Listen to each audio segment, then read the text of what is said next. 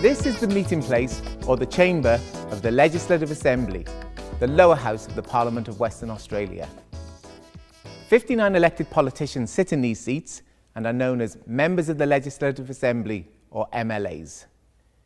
58 members sit to my left and my right, with the 59th member, known as the Speaker, sitting in the central chair behind me. Members are elected to single-member constituencies under a system of preferential voting. Government members always sit to this side, on the right of the Speaker, with the opposition seated to the left. This seat is reserved for the Government Whip, who is chosen as a marshal or team manager for their side of the House.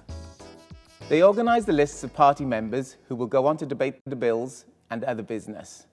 They've also got to keep checking where and how many members are available for voting on important matters. Along with other duties, the whips are usually appointed as tellers during divisions when the House divides into yes and no positions.